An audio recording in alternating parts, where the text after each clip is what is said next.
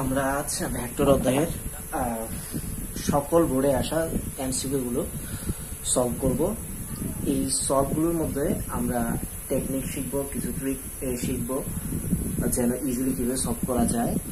আর এখানে আমি প্রায় 70 থেকে 80টা অবজেক্টিভের মতো দেখাবো, যেগুলো সবগুলোই প্রায় বোর্ডে এসেছে এবং কিছু কলেজ থাকবে, যেগুলো আয়ত্ত করলে ইনশাল্লাহ যে কোনো স্টুডেন্ট পুরো অধ্যায়ের উপরে তার একটা আইডিয়া চলে আসবে এবং কিভাবে চিন্তা করে অ্যান্সারগুলো বের করতে হয় সেই টেকনিকটা আমি দেখাবো, কি অধ্যায়গুলোতে কিভাবে চিন্তা করতে হয় অথবা এমসিকিউগুলোতে কিভাবে চিন্তা করতে হয়। তো মেইন প্রথমে আমরা বোর্ড কোশ্চেনগুলো সবগুলো সলভ করবো। দেখি সলভে চলে যাচ্ছি। তো প্রথম যে এমসিকিউটা এখানে দেখা যাচ্ছে, a equal to 2ix j minus 4k O b equal to yi 6j minus 8k হলে x ও y এর মান কত? অর্থাৎ এখানে x এর সহগ আর এখানে y এর সহগ কত, a ভেক্টরে x এর সহগ আর b ভেক্টরে y এর সহগ কত। তো আমরা একটা টেকনিকে সলভ করবো সেটা। যেমন দেখো এখানে বলা আছে যে a ও b পরস্পর সমান্তরাল হবে, অর্থাৎ a ও b সমান্তরাল হবে। a b সমান্তরাল অর্থাৎ দুইটা ভেক্টর যদি সমান্তরাল হয় তাহলে তাদের যে i ক্যাপ এর সহগদ্বয়ের ভাগফল, j ক্যাপ এর সহগদ্বয়ের ভাগফল, k ক্যাপ এর সহগদ্বয়ের ভাগফল সমান হবে। অর্থাৎ আমি যেটা বলতে যাচ্ছি যে এখানে যেটা আমি ইউজ করবো সেটা হচ্ছে, দেখো এখানে i ক্যাপ এর সহগ হচ্ছে 2, এই যে আমি এখানে 2 লিখলাম, আর এখানে b এ i ক্যাপ এর সহগ হচ্ছে y। ওকে, তাহলে 2 কে y দ্বারা ভাগ করলাম। ঠিক সেম ভাবে x কে 6 দ্বারা ভাগ করব, সেম ভাবে -4 কে -8 দ্বারা ভাগ করব এবং তিনটা ইকুয়াল হবে, এইটা ইকুয়াল এইটা ইকুয়াল এইটা। এখন এখান থেকে যেটা শিখবো যে x আর y কত হবে। একটু লক্ষ্য করো, এখানে দুটা কাটাকাটি করলে হয় হাফ, তার মানে এই অনুপাতটা হাফ হয়। এইটা হাফ হওয়া ইকুয়াল এটাও নিশ্চয়ই হাফ হবে, এটাও নিশ্চয়ই হাফ হবে, অর্থাৎ এখানে হাফ হবে, এখানে হাফ হবে অ্যান্সারটা। এটা হাফ হতে হলে উপরে কত বসাতে হয়? x এর জায়গায় যদি 3 বসাই তাহলে উপরে 3, নিচে 6, হাফ। এখানে হাফ হতে হলে অবশ্যই নিচে 4 বসাতে হয়, 4 বসালেই ভাগ করলে হাফ হয়, অর্থাৎ x এর মান 3, y এর মান হচ্ছে 4। তো এখানে যেভাবে নির্ণয় সিস্টেমে করা আছে এটাতে করার দরকার নেই, এই টেকনিকটা সবাই ইউজ করবা। আচ্ছা, 2 নম্বরে চলে যাই। ভেক্টর ক্ষেত্র ভি ভেক্টর অঘূর্ণনশীল হলে নিচের কোনটি সঠিক? যদি ঘূর্ণনশীল বলে, যদি কখনো বলে যে একটা ভেক্টর ক্ষেত্র ঘূর্ণনশীল, অর্থাৎ সেটা অ্যাকচুয়ালি কার্ল বোঝাচ্ছে ঘূর্ণনশীল। অর্থাৎ এখানে হবে del operator, del vector cross তারপরে ওই ভেক্টরটা, এবং এই দুইটার ফল যদি শূন্য হয় তাহলে সেটা হচ্ছে অঘূর্ণনশীল। আর যদি কখনো বলা হয় যে সলিনয়েড কিনা, তাহলে del vector cross V vector cross না, এখানে হবে ডট ইকুয়াল টু 0। যদি ডট হয় তাহলে হবে 0 সলিনয়েড বা সলিনয়েডাল, আর যদি ক্রস হয় তাহলে হবে অঘূর্ণনশীল। একটু লক্ষ্য করো, এখানে 2 নম্বর অপশনটাতে দেওয়া আছে del cross V equal to 0, অর্থাৎ অঘূর্ণনশীল হলে ক্রস গুণনটা হবে 0। এবার চলো যেটা, একটি ট্রাক ভিটি ব্যাগে সি পূর্ব দিকে, ভিটি ব্যাগে পূর্ব দিকে যাচ্ছে, অর্থাৎ ভিটি ব্যাগে যাচ্ছে পূর্ব দিকে। একটি কার ভিসি ব্যাগে পশ্চিম দিকে, আর একটা, এটা যদি পূর্ব দিক হয় তাহলে পশ্চিম দিক হবে এটা, ভিসি ব্যাগে পশ্চিম দিকে। এখন গতিশীল হলে ট্রাকের সাপেক্ষে কারের আপেক্ষিক বেগ কত? তুমি একটু লক্ষ্য করো, আমরা যখন একই দিকে যাই, মনে করো একটা ট্রেন এই দিকে যাচ্ছে 100 কিলোমিটার পার আওয়ার বেগে, আরেকটা ট্রেন একই দিকে যাচ্ছে 60 কিলোমিটার পার আওয়ার বেগে। তো যদি দুইজন একই দিকে যায়, এই ট্রেনটা যখন এই ট্রেনটাকে পাস করবে তখন তার কাছে মনে হবে যে সে মাত্র 40 কিলোমিটার পার আওয়ার বেগে চলছে। যদি এই ট্রেনটা দাঁড়িয়ে থাকতো তাহলে সে তার সম্পূর্ণ গতিটাই বুঝতে পারতো, অর্থাৎ 100 কিলোমিটারই মনে হবে। আবার যদি এই 100 কিলোমিটার আবার এটাও যদি 100 কিলোমিটার হয় তখন তার সাপেক্ষে তাকে মনে হবে স্থির, অর্থাৎ তখন মনে হবে 0।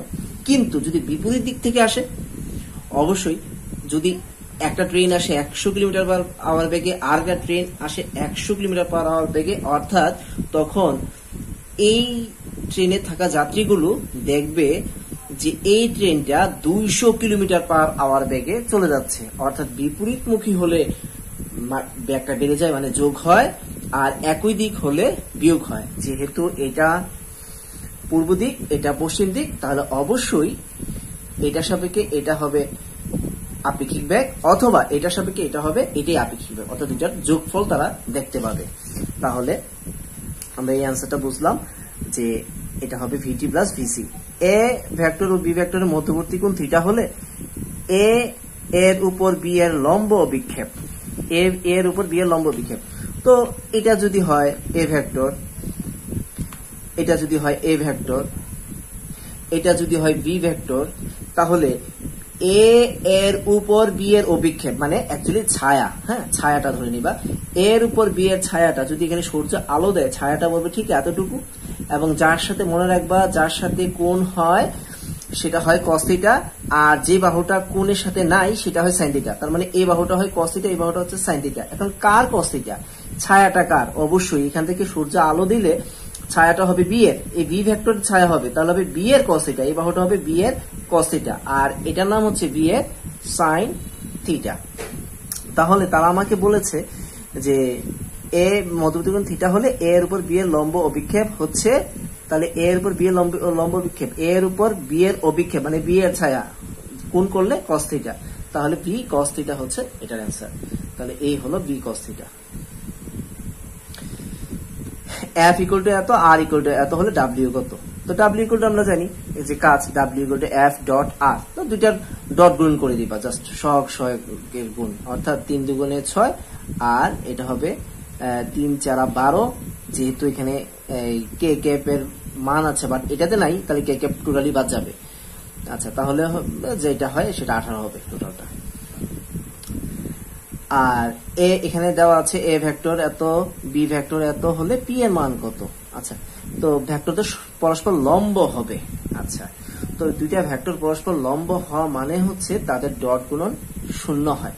পরস্পর লম্ব হওয়া মানে হচ্ছে ডট গুণন 0 হয়। তো ডট গুণন 0 মানে হচ্ছে A dot B equal to 0, অর্থাৎ A vector dot B vector equal to 0। তো ডট গুণন সবাই জানো হচ্ছে সহগদের গুণফল 2 into P, 5 into minus J, 3 into minus 1, অর্থাৎ এখান থেকে পি এর মান চলে আসবে 4। অর্থাৎ ভেক্টরদের শর্ত হচ্ছে ডট গুণন 0 হলে তারা পরস্পর লম্ব হয়। I plus J dot K এর মান কত হবে? আচ্ছা, একটু সবাই লক্ষ্য করো যে I plus J dot K এর মান কত হবে। আচ্ছা, আই প্লাস জে এটা অ্যাকচুয়ালি কোন তলটা বোঝাচ্ছে? মনে করো আমার এটা হচ্ছে এটা হচ্ছে এই অংশটা হলো এক্স অক্ষ, এটা হলো ওয়াই অক্ষ, আর এটা হলো জেড অক্ষ। আচ্ছা, আমি আরেকটু বলে নিই। তাহলে আই প্লাস জে মানে আই মানে হচ্ছে এক্স অক্ষ বরাবর হাঁটা, আর জে মানে হচ্ছে ওয়াই অক্ষ বরাবর হাঁটা। তাহলে অ্যাকচুয়ালি এই তলটাকে বোঝাচ্ছে, এটা হচ্ছে আই প্লাস জে তল। এই তলটার নাম হচ্ছে আই প্লাস জে, আর এটা হচ্ছে এটা হচ্ছে কে, এই অংশটা হলো কে। তাহলে আমি বলতে পারি এই তলটার সাথে, অর্থাৎ এই তলে একটা ভেক্টর আছে, আমি এই তলে একটা ভেক্টর, যে কোনো একটা ভেক্টর মনে করছি এই ভেক্টরটা রাখলাম, আর এটা হচ্ছে আই প্লাস জে ভেক্টরটা যে তলে, আর এটা হচ্ছে কে ভেক্টরটা। এখন দেখো এই ভেক্টরটা আর এই ভেক্টরটা কত ডিগ্রি? 90 ডিগ্রি। তো পরস্পর লম্ব, তো পরস্পর লম্ব হলে তা আমরা জানি যে দুইটা ভেক্টর যদি পরস্পর লম্ব হয় তাদের ডট গুণন 0 হয়, তাদের ডট গুণন 0 হয়। তার মানে আমি বলতে পারি যে আমি ইজিলি বলতে পারি এটা যদি আই হয়, এটা যদি জে হয়, তাহলে এই তলে ভেক্টরটার নাম হবে আই প্লাস জে, এবং এই কলমটা হচ্ছে কে, এই কলমটা হলো কে। তাহলে এইটার সাথে এটা যদি 90 ডিগ্রি হয়, তাহলে আমি বলতে পারি যে এই ভেক্টরটার সাথে কে ভেক্টরের যদি আমি ডট গুণন করি, তাহলে যেহেতু লম্ব তাহলে 0 আসবে, অর্থাৎ I plus J dot K এর মান হবে 0। কোন ভেক্টর এবং এর একক ভেক্টরের মধ্যবর্তী কোণের মান কত? কোনো ভেক্টর একক ভেক্টর, একটা ভেক্টর যদি এটা হয় তাহলে তার একক ভেক্টর মানে এটা 5i ক্যাপ, এর মানে কি 5টা i ক্যাপ এখানে আছে, 5টা একক ভেক্টর আছে, একটা i ক্যাপ, 2টা, 3টা, 4টা, 5টা। তাহলে দেখো 5i ক্যাপ যেদিকে, i ক্যাপটা সেদিকে, একক ভেক্টরটাও সেই দিকে, তাহলে দুইটা ভেক্টর যদি একই দিকে হয় তারা পরস্পর সমান্তরাল, মানে তাদের অন্তর্ভুক্ত কোণ হচ্ছে 0 ডিগ্রি। তারা পরস্পর সমান্তরাল, সমান্তরালের অন্তর্ভুক্ত কোণ 0 ডিগ্রি। আচ্ছা, এরপরে চলে যাচ্ছি 9 নম্বরে। P equal to I minus J minus K, তাহলে P এর মান কত? এটা তোমরা সবাই পারবা যে মান হচ্ছে রুট ওভার দিয়ে I ক্যাপের সহগ, J ক্যাপের সহগ, K ক্যাপের সহগের বর্গ যা হয়। A ও B সমান্তরাল হলে এদের মধ্যবর্তী কোণের মান কত? দুইটা ভেক্টর সমান্তরাল হওয়া মানে হচ্ছে 0 ডিগ্রি মধ্যবর্তী কোণ। কোন ভেক্টরের ডাইভারজেন্স হলো স্কেলার ক্ষেত্র। আচ্ছা, এটা সবাই মনে রাখবা যে এটাকে বলে ডেল অপারেটর। ডেল অপারেটরের সাথে কোন ভেক্টর, কোন স্কেলার রাশি, এটা একটা স্কেলার রাশি যদি হয় তাহলে তার নাম হচ্ছে গ্রেডিয়েন্ট। তার নাম হচ্ছে গ্রেডিয়েন্ট, অর্থাৎ একটা স্কেলার রাশিকে একটা ভেক্টর রাশি দ্বারা গুণ করলে আমরা জানি সেটা একটা ভেক্টর রাশি হয়, তাহলে গ্রেডিয়েন্ট হচ্ছে ভেক্টর। গ্রেডিয়েন্ট ভেক্টর রাশি। আর ডাইভারজেন্স হচ্ছে এই ডেল অপারেটরের সাথে যদি তুমি ডট গুণন করো আরেকটা ভেক্টর রাশিকে, তাহলে তুমি সেখানে পাবে স্কেলার। অর্থাৎ ডাইভারজেন্স অ্যাকচুয়ালি বোঝায় স্কেলার ফিল্ড, ডাইভারজেন্স বোঝায় স্কেলার ফিল্ড, গ্রেডিয়েন্ট বোঝায় ভেক্টর ফিল্ড। ত্রিভুজ ABC এর ক্ষেত্রে কোনটি সঠিক? আচ্ছা দেখি, এখানে দেখো এই কারা, কোন দুজন একই দিকে যাচ্ছে, A থেকে B, B থেকে C, তার মানে AB আর BC একই দিকে যাচ্ছে, AB প্লাস BC একই দিকে যাচ্ছে, আর AC তার উল্টা দিকে যাচ্ছে, অর্থাৎ এটা উল্টা দিকে যাচ্ছে, তাই নেগেটিভ। তাহলে এটার আরেকটা ফর্মুলা হচ্ছে, আমি যদি ওই পাশে লিখি AB plus BC equal to AC, তাহলে এই দুইটা যে কোনো একটা আনসার হবে। দেখি এখানে কোনটার সাথে মিলে। তাহলে এখানে আছে AB plus BC, AB plus BC, AB plus BC। আচ্ছা, এখানে এটার সাথে কোনটা মিলে একটু দেখি নেই। আচ্ছা, খ নাম্বারটা মিলবে। আচ্ছা, AB মাইনাস AC, তো এই যে AB minus AC equal to minus BC। দেখো এই লাইনটাকে লিখতে পারি AB minus AC equal to minus BC। আবার মাইনাস BC কি এভাবে লেখা যায় CB, তার আর মাইনাসটা হবে না। তাহলে AB minus AC equal to CB, AB minus AC equal to CB। তাহলে বলতে পারছি যে এটা থেকে এভাবে একটু করলে, এখানে একটু পেঁচানো আছে, এটা বের করা যাবে। যে দুজন একই দিকে থাকবে তারা হবে যোগ, বিপরীতটা হবে বিয়োগ। এরপরে তুমি তোমার মতো সাজিয়ে আনসারটা বের করে নাও। এবার চলে আসি 13 নম্বরে, যে বলা আছে যে চিত্র অনুযায়ী কিউ এর উপর পি এর অভিক্ষেপ কত? কিউ এর উপর পি এর অভিক্ষেপ। তো 13 নম্বরটা আমি এখানে একটু বলে দিই। এই হচ্ছে কিউ আর এই হচ্ছে পি। তো কিউ এর উপর পি এর অভিক্ষেপ, আমি একটু আগে বলেছি যে অভিক্ষেপ মানে ছায়া, তাহলে কিউ এর উপর পি এর অভিক্ষেপ হচ্ছে এই ছায়াটা, এটা হচ্ছে পি এর ছায়া হচ্ছে এটা। তাহলে পি এর ছায়া কোণ করলে cos θ হয়, তাহলে পি cos θ। এখন আমি দেখি তারা বলছে যে পি এর উপর কিউ এর অভিক্ষেপ কত, মানে ডট আকারে। তো আমি দেখি যে পি cos θ, তা আমরা তো জানতাম যে পি ডট কিউ মানে পি কিউ cos θ। তাহলে আমার অভিক্ষেপটাকে বোঝাচ্ছে পি cos θ দিয়ে, আমি পি cos θ কে এক পাশে রাখলাম আর কিউটাকে পাশে সেন্ড করে দিলাম, অর্থাৎ P dot Q divided by Q এর মান এটাই হচ্ছে পি cos θ বা অভিক্ষেপ। এই ফর্মুলাটা দেওয়া আছে যে P dot Q divide by এটা। এম ও এন ভেক্টর দ্বারা গঠিত তলের উপর লম্ব একক ভেক্টর কোনটা? আচ্ছা, তো দেখি এই হচ্ছে এক্স অক্ষ এম, এই হলো মনে করো যে এক্স অক্ষ না, যে আমি একটু ধরে নিলাম যে এটা এম, এটা এন। এখন এম এন এর তলের উপরে, ওকে, তলটা আমি আবার বোঝাচ্ছি যে এটা হচ্ছে এম, এটা হচ্ছে এন। তাহলে এই তলের উপর লম্ব ভেক্টর হচ্ছে এই আমার বুড়ো আঙুলটা। আবার বলছি এম এন, এই বুড়ো আঙুল হচ্ছে লম্ব একক ভেক্টর, তাহলে এই লম্ব একক ভেক্টর হচ্ছে এইটা। এখন তো লম্ব একক ভেক্টর যদি এটা হয়, তো আমরা তো জানি যে এই ভেক্টরটা অ্যাকচুয়ালি ক্রস গুণনের ফল, অর্থাৎ এম এন এর ক্রস গুণন। এখন তাহলে লম্ব একক ভেক্টর তারা আমার কাছে জানতে চেয়েছে লম্ব একক ভেক্টর চেয়েছে, আর এটা হচ্ছে এম ক্রস এন হচ্ছে লম্ব ভেক্টর, এম ক্রস এন হচ্ছে লম্ব ভেক্টর, আর একক ভেক্টর হচ্ছে ওই ভেক্টরকে তার মান দ্বারা ভাগ। এই যে একক ভেক্টর হচ্ছে ওই ভেক্টরকে তার মান দ্বারা ভাগ, এবার চলে যাই 15 নম্বরে।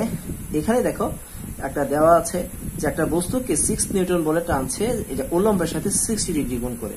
বলা আছে 6 নিউটন ওজনের একটি বস্তুকে, অর্থাৎ বস্তুটার ওজনই হচ্ছে 6 নিউটন, তাকে আবার 6 নিউটন বলে চিত্র অনুযায়ী এইভাবে টানছে।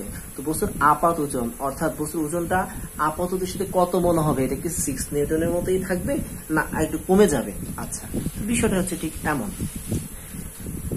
যে এই হলো বস্তুর ওজন 6 নিউটন, যে নিচের দিকে ক্রিয়া করে। এখন 6 নিউটন বলে যখন সে টানছে, এখানে কত 60 ডিগ্রি, এটা কত 60 ডিগ্রি। আমরা জানি যে মনে করো এইটা যদি হয় পি, তাহলে এটা যদি হয় থিটা, তাহলে আমরা জানি যে এটা যদি সমবাহু ত্রিভুজ উৎপন্ন করি, তাহলে এটার নাম হচ্ছে পি কস থিটা, যার সাথে গুণ করে সেটা হয় কস, আর যার সাথে গুণ করে না সেটা হয় সাইন, অর্থাৎ পি সাইন থিটা। মানে আমি যদি সংক্ষেপে জাস্ট একটু টেকনিক্যালি বলি, সেটা হচ্ছে ভূমিকে আমরা নাম বলতে পারি কস থিটা, আর লম্বকে বলতে পারি সাইন থিটা। লম্ব হচ্ছে সাইন থিটা, ভূমি হচ্ছে কস থিটা।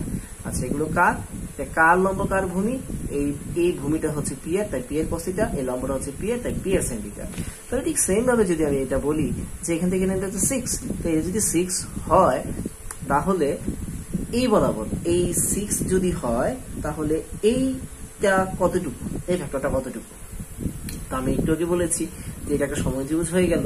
তাহলে এটা যদি 6 হয়, তাহলে এই কোণটা যদি 60 ডিগ্রি হয়, তাহলে 6 এর ছায়া মানে এটা হচ্ছে ভূমি, আর এটা হচ্ছে লম্ব। তো 6 এর ছায়া মানে হচ্ছে 6 cos থিটা, থিটা মানে 60 ডিগ্রি, অর্থাৎ এই ভেক্টরটা হচ্ছে 6 cos 60 ডিগ্রি। তাহলে 6 cos 60 ডিগ্রি মান কত আসে? cos 60 তো হচ্ছে হাফ, cos 60 হচ্ছে হাফ, তাহলে এক্ষেত্রে আসে 3 নিউটন। তাহলে 3 নিউটন দেখো, তার মানে এই ভেক্টরটা 3 নিউটন, আর নিচের দিকে ওজন বল কত? 6 নিউটন। উপরের দিকে 3 নিউটন, নিচের দিকে 6 নিউটন। তো যদি যেহেতু দুইটা বিপরীত, তাহলে আমি যদি বাদ দিয়ে ফেলি, তাহলে আমি পাচ্ছি 3 নিউটন, আর আমি পাচ্ছি 3 নিউটন। তাহলে আমার কাছে এখন বস্তুটাকে মনে হবে 3 নিউটন ওজনের একটা বস্তু, এটাকে এখন আর 6 নিউটন মনে হবে না। তাহলে আপাত ওজন হচ্ছে তার 3 নিউটন, এই হচ্ছে 3 নিউটন। আচ্ছা, এবার আসলে 16 নম্বরটাতে যাই। প্রতিপক্ষের ক্ষেত্রে কোনটি সঠিক, এটা তোমরা বুঝতে পারবা। আমি আবারও বলে দিই, যারা একদিকে যায় তারা পজিটিভ, যেমন এন এদিকে যাচ্ছে, অর্থাৎ একদিকে ঘুরে এন এদিকে যাচ্ছে, এম এদিকে যাচ্ছে, দুইজন একই দিকে যাচ্ছে তারা পজিটিভ, আর এল উল্টা দিকে যাচ্ছে তারা হচ্ছে নেগেটিভ। যেমন হাতটা ঘুরলে বোঝা যায়, এই যে উপরের দিকে ঘুরছে, একদিকে ঘুরাবা যাচ্ছে পজিটিভ পজিটিভ, কিন্তু এল এখানে উল্টা দিকে নেগেটিভ। জাস্ট ব্যালেন্স করে নাও এটা। এ ক্রস বি হোল স্কয়ার নিচের কোনটি? আচ্ছা, এ ক্রস বি হোল স্কয়ার নিচের কোনটি? তাহলে এটাকে আমরা সূত্র আকারে একটু ভেঙে দেখতে পারি, নিচের কোনটি হতে পারে।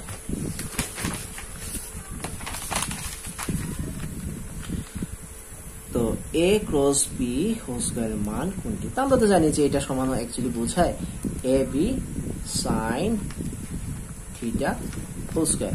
তাহলে A square B square sine square theta square B square, sine square মানে 1 মাইনাস কস স্কয়ার থিটা, তাহলে A square B square minus A square B square cos square theta. আচ্ছা, তো থিটা। এবার আমরা এটাকে বলতে পারি, এইটাকে এ স্কয়ার বি স্কয়ার, এটাকে বলতে পারি A B cos theta whole square. A B cos থিটার আর একটা সুন্দর নাম আছে, তোমরা আইডিয়া করে বলে ফেলো। এ বি কস থিটার নাম হচ্ছে A dot B, A B cos theta, তাহলে A dot B whole square. তাহলে আমাদের আলটিমেট অ্যান্সারটা দাঁড়ালো যে A cross B whole square এর মানে হচ্ছে A square B square minus A dot B whole square. তো যদি প্রশ্নে যদি ফ্যাক্টর ছিল, অবশ্যই এটাতে এই দুইটার কোনো একটা ফ্যাক্টর এটা, আর এখানে আসবে মান আকারে। আচ্ছা, তাহলে এই হচ্ছে আমাদের অ্যান্সার।